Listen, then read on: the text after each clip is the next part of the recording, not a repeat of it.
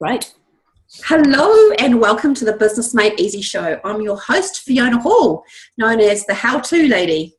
Now, the Business Made Easy show is for business owners who are looking to find the easier way to do business because they started out in business and they had a passion for what they do, but guess what? There's a whole bunch of things they don't know how to do.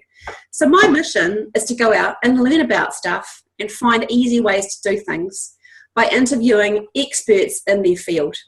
And today I'm very privileged to have a good friend and a fantastic woman on board. I'm interviewing. Her name is DebraChantry, so we'll get to that a bit later. So the thing about being an expert in your field is they know the hacks, they know the shortcuts, they know the key questions to ask to help us get through those stumbling blocks in business. So that's why they're here. Now, for those of you who aren't already part of the Facebook community, I've got the Business Made Easy tribe. And the tribesters in there, they get access to tips and hints every day. I go out there. I love learning. I love reading. I love finding information. And also the guest experts also join that group. So if you want to get in touch with them at a later stage, there's a great place to connect with them. It's also a tribe that is sharing information as well. So it's a really cool place as a business owner to learn stuff and to share stuff maybe that you might not feel comfortable in front of your team or virtual assistants or other people in your business network. So that's us. I'll make sure the link's for you in the show notes so you can jump on there if you aren't a member already. Now the next part of the show, it's my nugget of wisdom. So each show that we have, I put together a little nugget of wisdom from my how-to expertise. So I wanted to talk about the word accountability. So as a business owner, we're the boss. We get to choose how we work and what we do. And that's a great amount of freedom. And that's probably why a lot of us kind of chose to be a business owner, to get access to that freedom, to have more choice, because we felt maybe stifled when we were an employee. The problem with choice is sometimes it can be a bit too freeing and we lose track of being accountable. I know Deb can probably relate to that if we've had conversations about that accountability before. So when you are in charge of making decisions on a daily basis, it can be really easy for us, those creative types, which is probably, I might put my hand up for that one, to lose track of the activities that we actually need to be doing on a daily, weekly basis to get the money coming in. And to focus on the sales-focused activities and all the other things we need to do that maybe we're not so keen on. So being accountable means that you have someone, either it might be your team that you're accountable to, could be a coach, it could be a mentor, it could be a mastermind group, and they help you stay on track. So there's a level of trust, obviously, that needs to be developed when you're going to be accountable to somebody. But I know personally, when I'm not accountable to anybody else but myself, I can definitely deviate from my course. It's part of being a human being. We're all human beings, and we're easily distracted at times. So what I mean by being accountable, I just want to define that a little bit further for you. It means to own the things you know you need to be doing and are not doing. It means being open to feedback and to putting an actionable plan in place. And it also means to dig deep with those feelings and be prepared to be honest and ask for help. I know that ask for help has been my biggest bugbear, my biggest learning curve. And it's still something that I need reminding of now and again. I need a bit of a slap around the head saying, Fiona, stop trying to do it all yourself. So that's my nugget of wisdom for today's show. If that's something that's you can relate to, then I suggest going and asking and finding either one of those ways that I mentioned. Instituting that if you've got a team with your team and being accountable to each other, looking for a coach or a mentor or a mastermind group. Find the method that works for you, because we're all different personalities, and there'll be some things that work better for others than.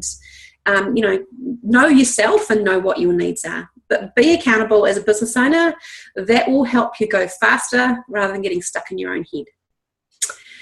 Now, if you want to get a hold of me, you can visit me at my website, which is www.kiffin.co.nz. Now, I'm going to move on to the next part of the show. It's to introduce my guest, the lovely DebraChantry from Ventel. I met Debra a few years ago when we were attending a business course, and we bonded over our love of learning and inquiring and stretching and growing ourselves. I think that would be, yeah, I'm getting a nod from Deb, so I did connect on the right thing there. That's great. Now, Debra is a well-recognised leadership coach, workshop facilitator, inspirational keynote speaker and author to be. It's very exciting for a new project for her. She's the founder of DebraChantry.com and Overwhelm. Now, Deb's got a unique mixture of curiosity, experience, and stories that she'll probably interweave, I imagine, through this interview today.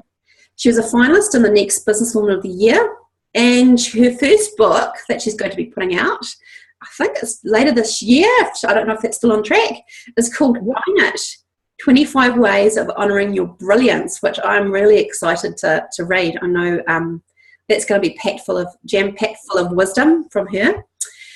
So, Debra, welcome to the show, and tell us this topic. I'm quite excited about it because it's quite. I know you've done some amazing work with Sally Anderson in terms of leadership coaching, and you've really amped it up in terms of what you're delivering to your clients through that process. Would that be right? That's correct. Yeah. Yeah. So tell us about you as a leadership coach. Just give us a wee bit of an intro into why you've gone down that track. Okay, so I guess the reason that I got into it is that I find that a lot of people go into business because they're really passionate about something. They end up growing a business which can sometimes end up being a reasonable sort of size, but they get lost within that and they start fighting fires, they start getting overwhelmed and stressed, they start tolerating all kinds of things, and they completely lose their passion to start off with, the reason they went into business. And then they kind of get completely lost in it. And so what I help them to do is to rediscover why they first went into it, what they were passionate about, and then help them to take that passion and turn it into true brilliance. And so when I talk about uncovering your brilliance, it's about, what is it that makes you absolutely unique and really makes your business stand out and can, go at a million miles an hour as opposed to just chugging along slowly. So that's why I got into it, is because I love helping people find that. I'm very much into sharing success and celebrating success. And so part of my motivation for working with people is to actually help them uncover that brilliance, and then we get to celebrate success as well along the way. Nice. So tell me about the topic for the show. Busting through the bullshit that keeps us stuck. Tell us about your passion for that is obviously, evident and stuff I've been seeing that you've been putting out on social media. Tell us about where that's come from. So I think I've been doing this for around about 5 years now, formally, and probably a few more years before that informally.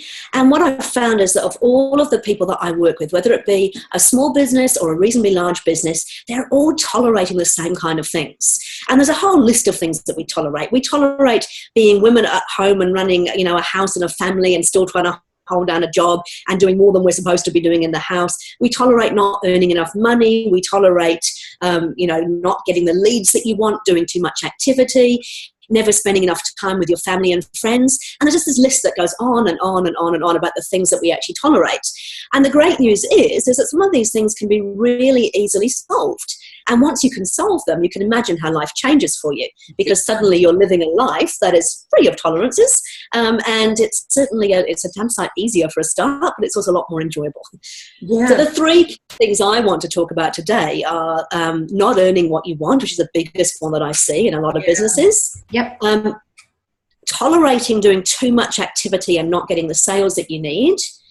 And then the whole being overwhelmed and stressed. Yeah. And they're probably the three key ones. There's lots of them in there. I mean, you could easily write a list for Africa of the tolerances we have, but they're the three main ones from the research that I've done. Yeah. So tell us about not earning what you want. What do you see as the biggest barriers that people have around that?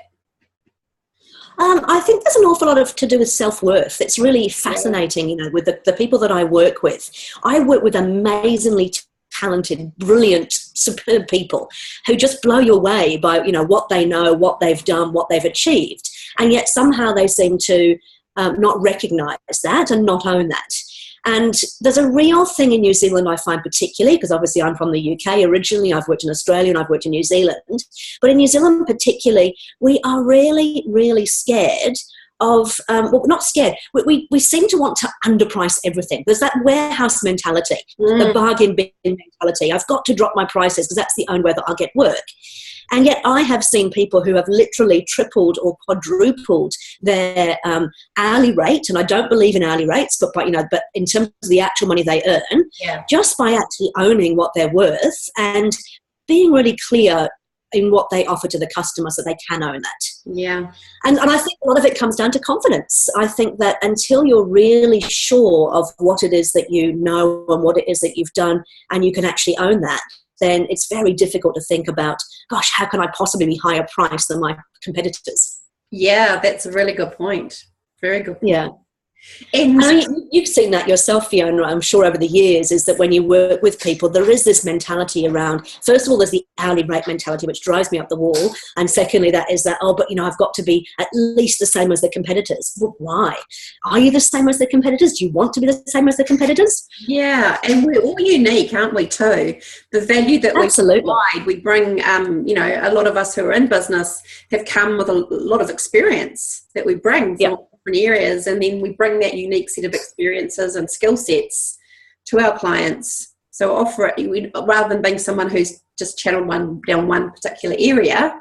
I mean, you work with Fentels to do with marketing, but you've got a whole raft of other experiences you bring to that conversation with clients when you're talking about marketing.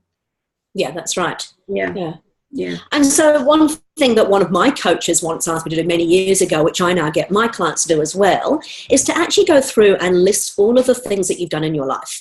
How many hours have you spent studying? How many qualifications, not necessarily qualifications, courses and things that you've actually done?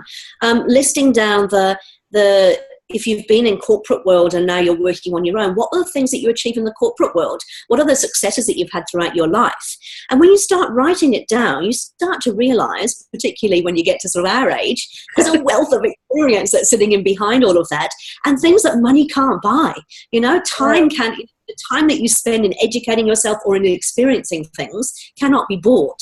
So you need to own that. So you just say, hey, look, this is why, I look at it particularly because people do have this mentality of this per hour rate and cheaper is better.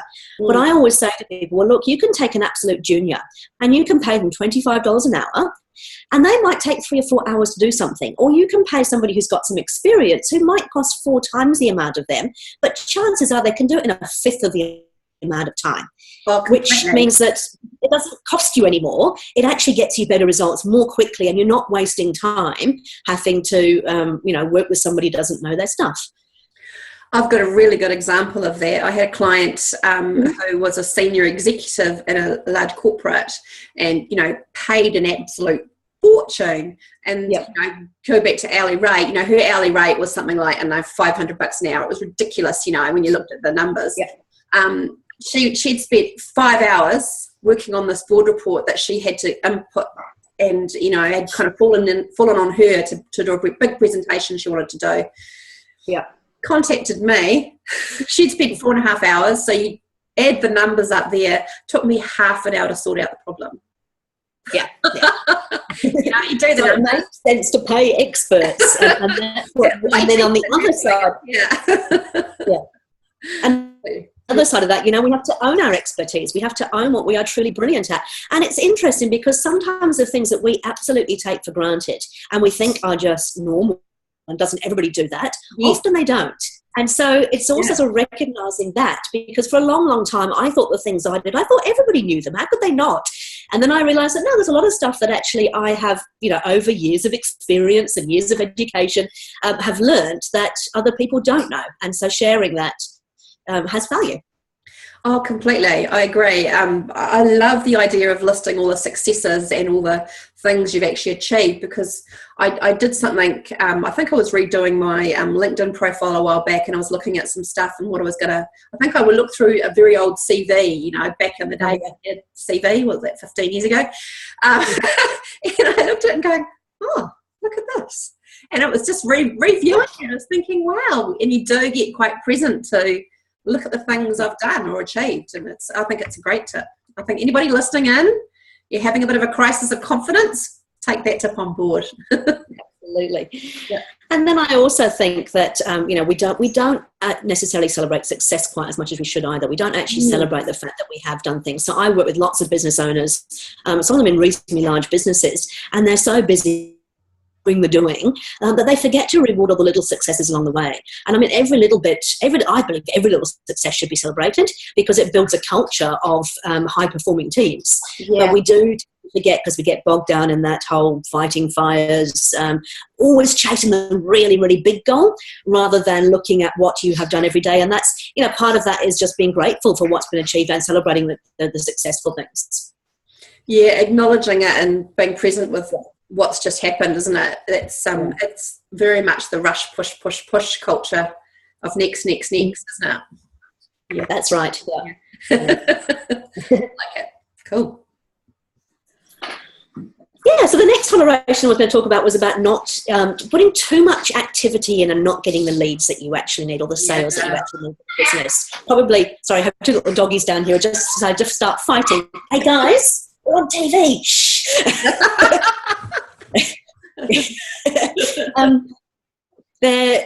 I see a lot of business owners particularly, but also leaders in sort of large organizations doing huge amounts of activity, busy all the time, but they're not really getting the results that they want.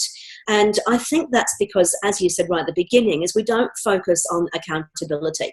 We focus more on, I don't know, what do we focus on? We focus on being busy and being busy and doing things rather than actually what needs to be done. And I think particularly, for business owners, I see so many people who attend a million networking events, who are out every single night, every breakfast, out there doing all this networking, but they haven't really worked out from the beginning what it is they actually want from it. Mm-hmm. And nor are they doing the maths to make sure it's actually worthwhile. So, I'm not knocking networking events, but you have to treat it like every other activity that you do and say, is it actually worth my time? I have spent 3 hours of my time that has a value of X amount. What business has that brought in for me, or what value has that added to my business? Is it forwarding my game? Should I be doing it? And there is a real tendency, because it's fun to go to networking and it's fun to kind of catch up with people, but you have to be, when you've got a lot on your plate, you have to start prioritizing and saying, right, really, what is it I'm trying to achieve, and does this actually help me to achieve it? It's great. So when we work with businesses, we often start off with the, what is the big, hairy, audacious goal? What is it you're trying to achieve? In order to get that, how many clients do you actually need? And that number is really, really important. So you start up with the money. How much money do you want to earn? How many clients do you actually need to make that money?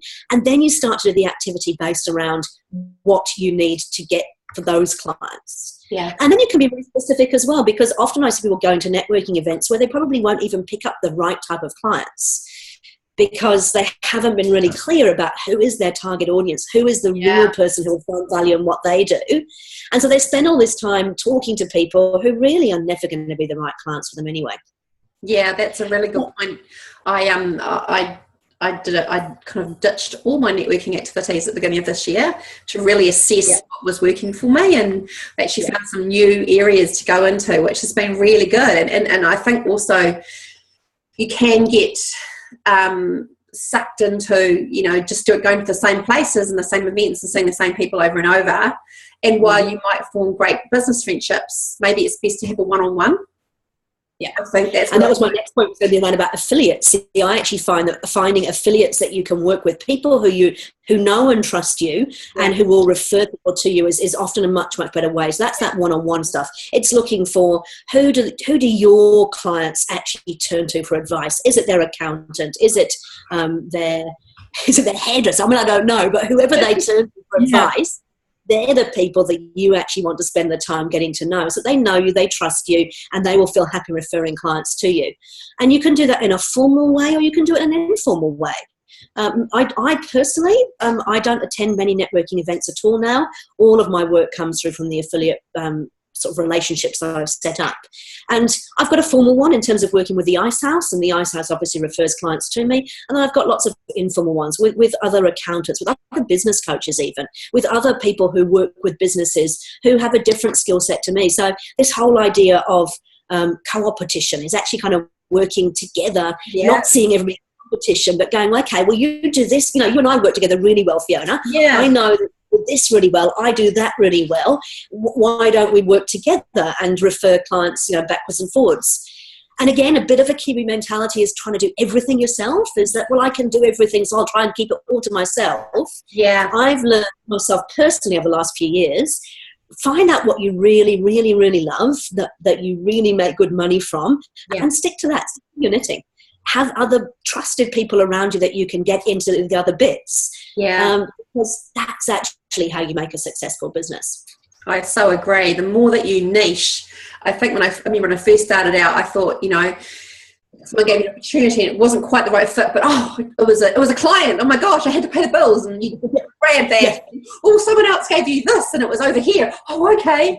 And there was this juggling and always being a little bit on edge, thinking, whoa, I'm pushing them outside my comfort zone. And while I probably got the people to help me do those projects, but it was really high anxiety and stress because I was always outside my comfort zone. So I wasn't getting in to enjoy it as much as I could, And then now it's fine. You've got to look at the opportunity cost. Yes, exactly. Yeah. Because, when you start, I remember when I first started out, and I think we're all guilty of this. I took on any client that walked in the door because I thought, I've got to pay the bills, I need to have money. And so I would quite literally take anybody that came in the door. And then you'd find that the people you're working with didn't share the same values as you, didn't necessarily value what you had to offer, didn't work in a way that was conducive to you working together. And so as a consequence, you actually end up getting pretty miserable because you're working with people that you don't enjoy working with. Yeah. And also, you're so busy working with those people, you have no time to go out and find the ideal client. Yeah. So now at Zentel and in my DebraChantry coaching as well, we've got a list of the absolute must-haves for a client. And if a client doesn't meet that criteria and also doesn't see the value in paying us, we just don't go there anymore. And what that has done is it's freed up time to find more of the ideal clients. And it also means that work's is a hell of a lot more fun these days. Well, definitely. I've been doing a lot of work rebranding, getting ready to launch my new website, FionaHall.co. And one of the things that I've really identified was this phrase, action taker. I have to work with action takers because I can give people ideas and inspiration and strategies and help them figure out the how-tos. Unless they take the action to implement it, it's no good. They actually don't get any value from me at all. So, really having that tight, I love that, having the must-have list. Anybody listening in? I think that's a key takeaway as well. And it only has to be 3 things, that don't overcomplicate. We talk about business being made easy. Yeah. There is a study that was done many, many years ago by the guys who do the Franklin Covey planners. So Franklin Covey basically did a study, and they looked at if you gave people different numbers of things in terms of KPIs. If you gave them 1, 100% of people would actually achieve it. If you gave them 2, also 100% of people would achieve it. Once you got to 3, you'd be lucky if you got 2 or 3 that were actually achieved. And then once you got over 4, it started to actually decline. So the greater number of things you actually gave them. So 4 meant you got 2 done, 5 meant you got 1 done, 6 KPIs, and pretty much you didn't get any of them done particularly well. And that was because the human brain actually works in such a way that 3 actually is a magic number. It's something we can cope with. So I like to do everything in 3s. Yeah, me too. I start to 2 with animals. But 3s generally. So 3 things that that your clients must have that you can literally, and you'll know within a few moments of meeting them whether or not they actually meet those 3 criteria. And even if they don't get 1 of them, that's it. You shouldn't even be contemplating taking it any further. That's great advice. I really like that. That makes a lot of sense because, sometimes you've had, I've met people and they're like, oh, yes, I love what you do. I've been following you and really want to work with you. And then through the course of the conversation, you get that feeling about here. For me, it's about here. And I'm like, something's off. What they're saying and then what they're telling me, there's something off in the conversation. You can kind of tell. And for me, what it's been is crystal clarity is they're not an action taker. They talk about what they'd like to do or aspire to do, but they're not ready actually to take the action yet. Yeah. There's lots of talk, but they're not being their word, are they? No. And then that sort of brings me to the last sort of point that I see a lot of is the whole being overwhelmed, being stressed, and never having enough time. And hey, look, I've got to put my hand up. I've been there as well. It's really easy to get into because we get really, really busy. We take on a lot. We're doing the doing stuff rather than actually thinking about what's important. And this goes back to your right at the beginning, the accountability thing. It's just about being really strict about what is important and what you want to be held accountable for, and making sure that you make time to do the things that actually forward the game in those areas. So I don't know, can we share a screen on here? I think we can, yes, can't we? You can. Okay. Look, I'll talk a little bit about the way that I now do things, and this has come from my Evolved Leadership training, which has been phenomenal. It's really around, people always say to me, I can't believe how much you get done. You're always so busy, but yet you always get things done. And there is that old adage of, ask a busy person to do something that will get done. You relate to that? Hardly. And the reason being is that, I get quite strict about making sure that within my calendar, I do actually have time allocated for the things that are important. And so we use a thing called a time map. And I'll just see if I'll make sure it's on my screen first. Yeah. And I'll share the screen briefly to show you what that looks like. Fantastic. So a time map is just quite literally, this is done in a Word document, but it's about looking at your entire week and saying, hey, there's a finite amount of time, right? We cannot create any more time. So there's no point in complaining about, I don't have enough time. Time is what it is. Yeah. What you can do is you can start thinking about what's important for you, making sure that you have time for it. God, I'm so sorry. Is it Apollo? And 2 dogs. Yeah. So as you can see, this is my time map, and it's the 7 days of the week, and it's broken down to half-hour slots. And then what I have done is I've gone through and I've actually allocated time. And you can laugh at this because if you look at the bottom, you'll see at 9 o'clock it actually says sleep. But that's because I've recognised a long time ago that 8 hours sleep for me is really important. And so if I don't actually have that time blocked out and say I will be in bed by 9 o'clock or 9:30, then it's easy not to do that. Yeah. And then I have times in here for my client appointments. I've got time for my training or reading because for me, keeping up to date with certain things is important. Yeah, me too. Obviously trying to write a book at the moment and want to get that out by the end of the year. So I've got time you can't write a book without having time to put some writing into it. Exactly. Business development, looking for new clients, following up. That's always at the end of the week for me because I like Mondays to be very much focused on the planning and what we're about to do. Yeah. The Tuesday through to Thursday is around the client time, and then the Friday is around that book writing and looking for opportunities for clients and things. Brilliant. And the other thing that I've learned, and I've learned the hard way, is that every single client appointment, you need to make sure that you have built in time for planning beforehand and time for planning or follow-up afterwards. That's my tip to everybody. I used to run from meeting to meeting to meeting to meeting, and sometimes I'd actually get to the end of the day and go, I actually haven't even been to the bathroom today. And then that brings in stress and overwhelm because suddenly it's like, oh, I've still got to follow up for that client. I've still got this to do. And suddenly you find yourself working until, midnight or whatever it might be because you're trying to catch up. So it's just about being very disciplined, with your calendar and going, right. And I can share, I'll get rid of that now, but what I can share is that with a couple of clients that I've worked with who are actually mums who still have family commitments and so still have to pick up the kids and all the other bits and pieces that comes with being a mum, they were really, really, they were really struggling with actually finding the time. So their biggest complaint all the time was, I'm too busy, I haven't got time, I can't find the time to catch up with my work. And so I actually made them sit down and block out times in the diary and say, right, even if it's just 2 hours, between 9:30 and 11:30 on a Tuesday, this is when I'm going to do my proposals or answer my emails. Yeah. And once you've written it down, you've committed to it, it's amazing how you can actually stick to it. And so because it was there, because it was in writing, because it was in their calendar, they actually made the time. And lo and behold, the proposals got done, the emails got answered. And it's such a simple tool, but it just makes life a lot easier. It's almost as if, it feels like you're over planning, but actually it means that you get the things that are important done.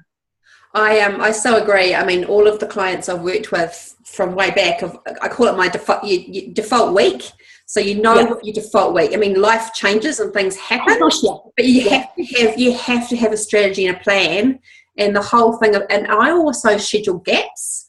I give myself a 10 or 15 minute window ideally between appointments, just so I can return an urgent email or call if I need to, just to give myself that buffer. So at the end of the day, because, I think, because I designed my life because I wanted to be parent a certain way. And that was a conscious choice. So therefore that I had to be, because I had shorter work hours, I had to be really, really frugal and plan in advance. Yeah. And, when my kids were, when I first went back into my business after having my first child, I was only working 20 hours a week maximum. So that 20 hours, man, were they planned. They had to be absolutely tightly planned. Yeah. And like you said, it is a default week. I mean, life does happen, and there's absolutely nothing wrong with making changes when they need to, as long as it's sort of the exception rather than the rule.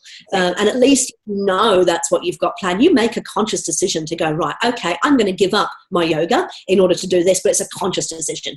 We're not trying to squeeze yoga in when I've got some time, which of course never happens. Completely. Yeah. Funny you say that, because the other week my husband was traveling for 3 weeks, and I normally do yoga. My yoga's on a Wednesday night, because if I don't do yoga, then I get a sore back, and then I get resentful when I'm not very productive working, because I sit on my butt in front of a computer. So I know that for me, there's a whole bunch of reasons to do the yoga, so I'm more productive and I can get the work done. So I noticed, just 3 weeks went by, and I just kind of got stuck in a mentality, he's away, so I can't go to yoga, rather than thinking, well, I could work during that, I could work in the, after the kids go to bed, I could do 3 nights where I could work an hour from 9 till 8, 8 till 9, and I could do yoga on a Wednesday morning and carve out. But it was because it was during the day. It's like, taking yoga during the day. At a work hour. But I just had to shuffle, to make it happen, rather than just getting resentful and annoyed and blah, blah, blah, blah, blah, and I can't do that, and then getting sore. So that shift, you really have to think about, when life changes, if going for a walk, after you drop your kids at school, for those mums listening, half an hour walk, get back home, get back into it. I mean, I noticed, I started dropping my kids a little bit earlier, so I could go for a walk from school, park the car further away, just adding in a bit of exercise to make it work with the lifestyle, rather than thinking I have to go back somewhere else and start again, just thinking about using the time effectively, right? And that's absolutely. Yeah. And I think, one of the things that I always talk about, and it comes from the Evolved Leadership Training, everything is about, is it forwarding your game? And in that example that you gave, your yoga absolutely is. So don't feel guilty about taking an hour out of your work time. If it is forwarding your game in terms of your personal and mental well-being, then it's important enough to be doing. Yeah, and I think that's a lot of I think there's the corporate kind of shoulding that comes into a lot of us as business owners. We kind of, because the corporate structure, which is still very much this way, there's not very much flexibility about the hours and when you work. But the awesome thing about being a business owner, you choose, you design it, Absolutely. And that's an absolute freedom, and just embrace it, I think. Yeah. Cool.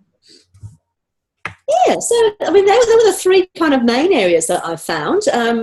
What do you do with the overwhelmed and stress thing? I mean, we both know that we've both had struggles with that. What do you think's made the biggest difference for you getting through that? Because I know there's a lot of listeners that are probably thinking, I'm overwhelmed and stressed, and I could put my time in place, but you need to interrupt that pattern, right? Because we get into this groove, and this is how we do things. What did you do to interrupt that pattern and make a change? Well, as you know, there's been some sort of significant changes for me personally over the last sort of 12 months in terms of some of the training that I've done.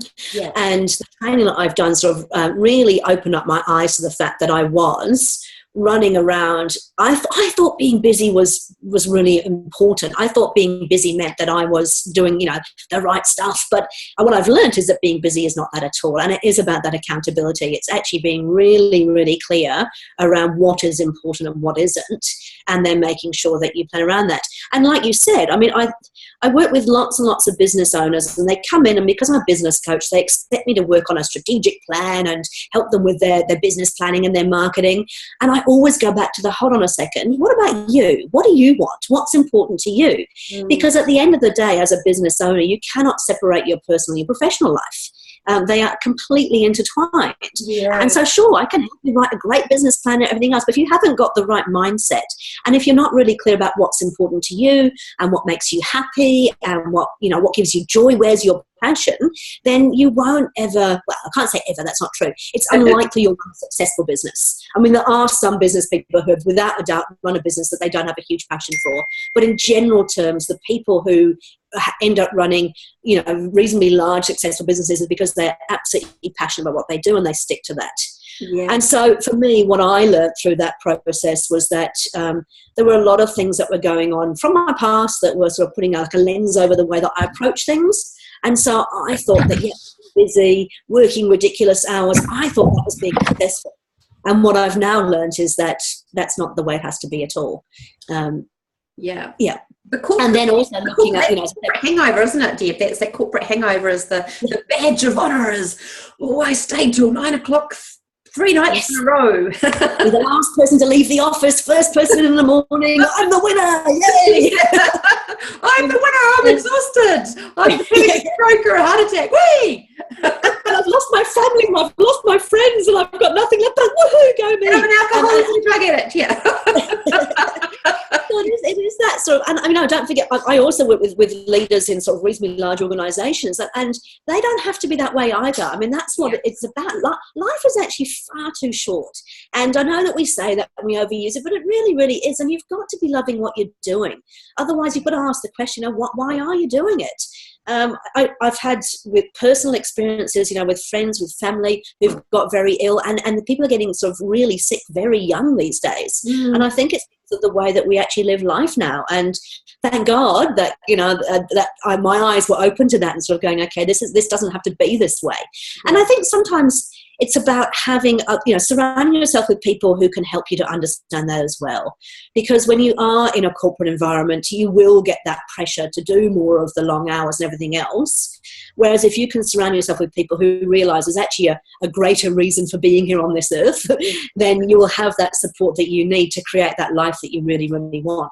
Yeah. And that's when you start to really uncover your brilliance. I don't know if you've ever seen, there's a movie, the Joseph Campbell, The Hero's Journey, and it's called Finding Joe. That's what it's called. Oh, yeah. And it is this wonderful kind of shortish movie, but it's all about the Joseph Campbell. He talks about the hero's journey and what we go through life and how we end up finding our bliss. And really, really neat way of looking at, we come through all these struggles. There's a reason why we go through those struggles. Then we overcome them. And once we overcome them, we return home and we've found our bliss because we've actually looked for it. And a lot of people don't look for what it is that actually is that makes them happy. They spend their entire time running around, being completely busy without actually stopping and going, what is it that makes me happy? Why am I here? What do I want to achieve? What do I want to leave as my legacy? Yeah. And until you can be really clear on that, it's very difficult to actually build a business that sort of meets those needs. Yeah. So as a coach, I will work with the client to go, actually, let's talk about you first. What is it you really want? How do we help you to achieve a business that supports what you want out of life? And that's so important, isn't it? Because that, the focus on material stuff and having stuff, and you could be buried with it, but really probably not going to give you that much joy. But it's the people that you're who have in your life. And there's also the, as good as it gets mentality as well. This is life. Yes. This is how it is, that it has to be hard. Yeah. To really put in, I think that needs to be put on the back burner, just taken out of the conversation. So I'll share with you one client that I did work with. And she's a working mum, and she started her business. In fact, you can read about it online. Her name, baby sleep consultants. So they basically help mothers with who are having problems with their baby sleeping. Yeah. And when Emma came in to see me, she was completely stressed out. She wasn't enjoying her work anymore. She set up this business. It was really successful. She was in Australia, in New Zealand, had a number of people actually working for her throughout those 2 countries, but she really wasn't enjoying what she was doing. And so I said, what are you doing? And it turns out that she was doing a lot of the actual work herself, which she didn't enjoy doing, which was actually going out and spending nights with mothers, helping them to help their baby sleep. Well, and she didn't want to be doing that anymore. So I said to her, why don't you stop it? And she went, can I? I went, of course you can. Do anything you like. So with my permission, as she says, she basically went away and she stopped doing all that. So we wrote a list of the things that she loved doing and things she didn't like doing. Yeah. And we decided to basically outsource the stuff she didn't like to do to other people. Great. And so less than 2 months later, she came back into the office, a completely changed person. She was suddenly working a lot less hours. She was back to doing her fitness. She was spending time with the kids. And her business had actually tripled in terms of income. And I said, what did you do? She said, well, I stopped doing what you told me to stop doing. Sometimes it is as simple as that, as if you stop focusing on the things that aren't sort of really forwarding your game and start focusing on the things that are, and the things that you love, because the things that you love are generally the things that that actually help the business. It can have such a fundamental difference. So suddenly she had a job where she was free to spend time with the family, she was earning good money, she was doing what she really enjoyed, and all because I told her to stop it. I love it. Yeah. Hey, Deb, this has been great. I'm sure there's lots of good takeaways for everybody from today's show. For me, the overwhelmed stress type thing, in terms of really being honest with yourself, that was a biggie. But really reminding me about what it is that you, and also and dovetailing with that, the stress and the overwhelm, the anxiety. It's probably really linked to the fact that you're doing stuff that you don't love to do. And it's completely interwoven, right? And planning. As you know, I love planning. I love organising and setting up templates and all that kind of fun stuff. But really looking at your time and what are you doing that is actually helping you, not just as a business owner, but as a human being. Like, what do you need to be doing as a person? And actually looking at your business from the perspective of you're a human being with needs. What are those needs? And making sure that interwoven with what you're doing as a business owner. I love that time map concept. Sally shared that with me, obviously. I helped set up the template, by the way. Excellent. Template. Proud mama. But that seeing that, that for me just, shows that, as business owners, people listening in today, really get honest about what it is that you need to do to be the best business owner that you can be. So look at all those things that support you. For me, social time is a biggie. If I'm stuck in my office and I don't get to interact with anybody, and I'm working and doing and creating all these amazing, documents and things, but I don't get to speak to someone, I'm like, I'm lonely. I need that social connection. That's part of what I need. So be mindful about what you need as a business owner and how you want to work. Don't put yourself in a box about how you think it should be. And I love the whole, concept of having, 3 key things about those ideal clients that you want to work with. I love that. I'm a big advocate for the power of 3, because, when you give someone, when I give someone homework, I only give them 3 things because I know that it's just too overwhelming to try and fit things in. So, I love that concept of 3 key things actually for your client avatar, for your ideal client. I think that's a great place. And, drilling down obviously with your team and discussing what that is. I suppose that's what you've done with Bridget and in the other members in Ventel and stuff. And so you've all got that real clarity as well. Yeah. Definitely. Thank you for joining me today and sharing your little insights of wisdom. So cool to see where you've taken your business, and I'm really excited about your book. Can't wait. Just to grab that one when it comes out. The last question I want to ask you, I ask every guest. If you could go back in time and give yourself advice when you were first starting out in business, what piece of advice would you give yourself?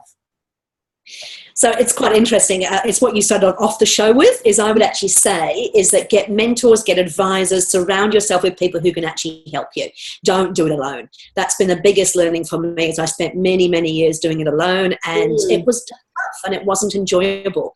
And you surround yourself with people, whether it be a formal business mentor or business coach or a mastermind group, or just a group of people who share the same passions as you and who are all on the same page, will really help the business go forward. Yeah, me too. Took me a long time to figure that one out. Many years in the darkness. What am I doing? crisis of confidence swinging back and forth. That's it. It's a fun game, isn't it? Thank you for joining me on the Business Made Easy show. Next show for the guests, we'll have Michelle Guglich, who has built a successful online community. And I know a lot of us who are looking to do that, especially probably through Facebook groups, which is what Michelle's done. So she runs the Network New Zealand group.